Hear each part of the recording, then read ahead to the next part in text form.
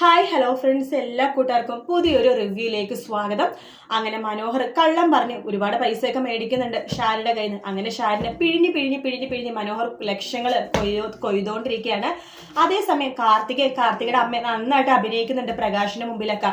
അതായത് അവര് സഹായിക്കണതായിട്ടും അവരുടെ അനിയനാണ് അച്ഛനാണെന്നൊക്കെ പറഞ്ഞ് സഹായിക്കുമ്പോഴും വിക്രത്തിന് ഭയങ്കര സംശയമുണ്ട് കേട്ടോ. കാർത്തികയുടെ മേളില് ഇവരെന്തൊക്കെയോ മറക്കുന്നുണ്ടെന്ന് വിക്രത്തിന് നല്ല സംശയമുണ്ട്. വിക്രത് പ്രകാശിനോട് പറയുമ്പോൾ പ്രകാശം വിശ്വസിക്കില്ല. എല്ലടാ മോനെ, എല്ലാ പെണ്ണുങ്ങളും നീ വിചാരിക്കുന്ന പോലെയല്ല, നല്ല പെണ്ണുങ്ങൾ ഉണ്ടാവാതിരിക്കാം.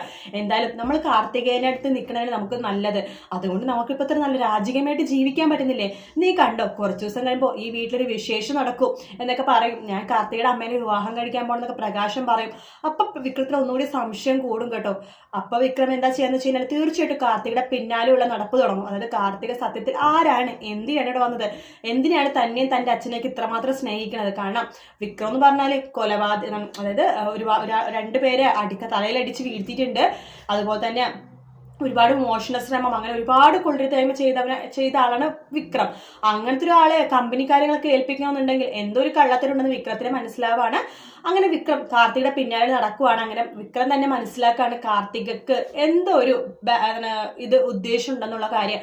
അങ്ങനെ വിക്രം മനസ്സിലാക്കുന്നുണ്ട് കാർത്തിക ശരിക്കും പറഞ്ഞാൽ അവരുടെ കൂടെ നിൽക്കുന്നത് ചതിക്കാൻ വേണ്ടി തന്നെയാണ് എന്നുള്ള സത്യം വിക്രം മനസ്സിലാക്കാട്ടോ. കാരണം കാർത്തിക ഇടയ്ക്കിടയ്ക്ക് അമ്മയടുത്ത് പറയുന്നുണ്ട്. ഇപ്പൊ തന്നെ ഇത് മൂന്നാമത്തെ പ്രാവശ്യമാണ് പറഞ്ഞത്. വിക്രത്തിന് എന്തോ ഒരു സംശയമുണ്ട്.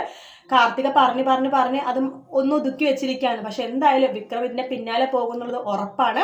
ഈ ആഴ്ച മനോഹറിന്റെയും ഷാരിയുടെയും താരയുടെയും ഒക്കെ കാര്യങ്ങൾ തന്നെയായിരിക്കും കാണിക്കുന്നുണ്ടാവുക. അടുത്ത ആഴ്ചയായിരിക്കും എന്തായാലും വീണ്ടും കാർത്തികയും അമ്മയും വിക്രവും കാര്യങ്ങളൊക്കെ വരുന്നത്.